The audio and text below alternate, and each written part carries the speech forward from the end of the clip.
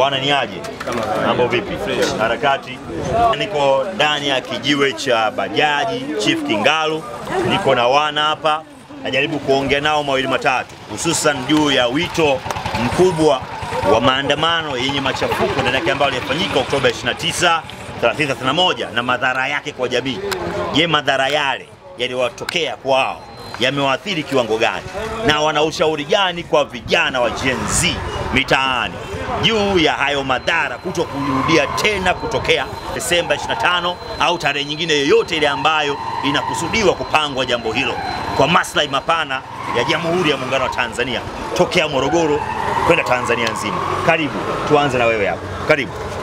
Kwa majina naitwa Joseph Mtuli, nikiwa kama dereva bajaji natokea mkoa wa Morogoro.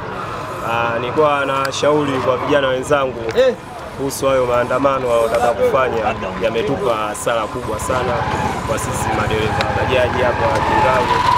Changamoto tulizopata katika siku hiyo ambayo ya tarehe 9 maandamano, abiria kwanza kulikuwa hamna, kazi ilikuwa ngumu, watu wengi wako majumbani, mafuta yanakuwa juu, masheli yanafungwa, kwa hiyo shughuli zile za kijamii zinaenda kigumu sana. Kwa hiyo nikiwa kama kijana, naomba ya mambo kwa vijana wenzangu yasijitokeze, na kama kuna shida yote serikali ipo, serikali ndio kuipelekea malalamiko yetu. Kwa hiyo serikali nao wakikuwa malalamiko yetu, tunaomba viongozi waliokuwa kwenye madaraka wayapokee, watusikilize vijana kipi wanachohitaji. Ila kuhusu maandamano sio jambo zuri katika nchi, inatupa ugumu siku hizo zikijitokeza katika utafutaji wetu.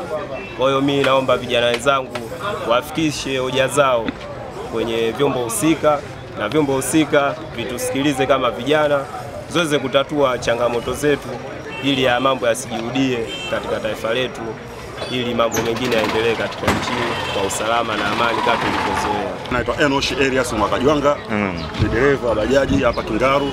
Pia yale maandamano yalikuwa sio halali, tunayapinga kwa sababu sisi ni vijana. Vijana sisi kama vijana tuna mambo mengi sana ya kuyafanya ya muhimu ambayo ni ya kujenga taifa, ikiwemo kutafuta riziki. Unaposema unatafuta riziki, lazima utafute riziki kwenye sehemu yenye amani.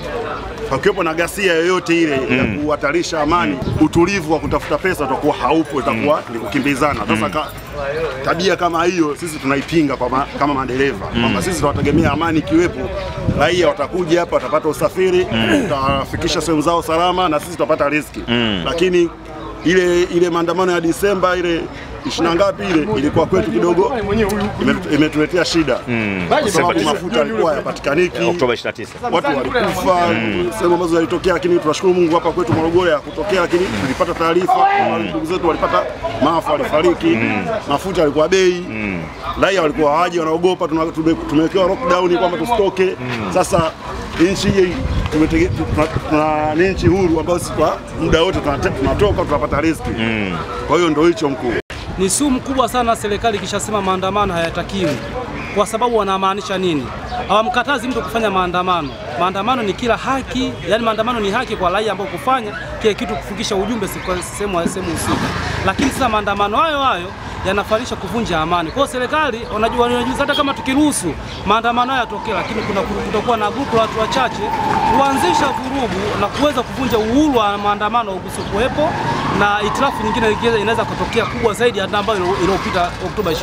Tunashauri kwa vijana wenzetu, kwa sababu sehemu za kusikika sauti zetu zipo, umeshaona, kutumia media hamna mtu ambaye hamna kiongozi anaweza kujitetea kwenye media, umeshaona. Sababu wewe ukiongea kwenye media, yeye hawezi kutumia naye media kufikia wewe. Umeshaona, na maana tuna wawakilishi wetu ambao wanaweza kutusikiliza. Na wao serikali pia watoe hiyo fursa kwa wao wawakilishi wetu. Shukrani. Na pia tunaye kijana hapa ambaye ni mmoja kati ya wawakilishi wa Gen Z. Unaona kabisa hii sura ya Gen Z.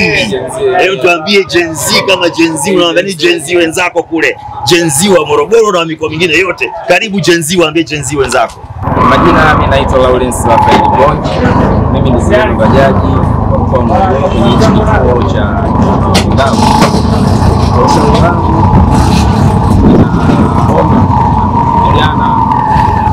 na watu wengine wote wameshughulika taifa, kwa wasifanye maandamano, kwa sababu maandamano ndio sababu ya kushindwa kuishi maisha mazuri.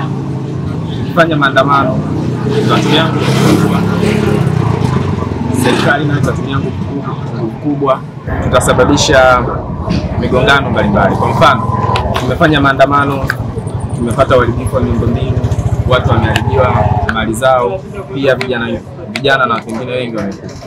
Pia Mheshimiwa Rais aweze kuwa karibu na wananchi ili na kusikiliza matakwa ya vijana na watu wengine wote kwenye taifa, ili tusiweze kuruhusu maandamano haya ambayo yanataka kuwafaidisha watu binafsi ambao wana maslahi yao tofauti na wananchi ambao wanapenda amani. Yangu ni hayo. Asante sana.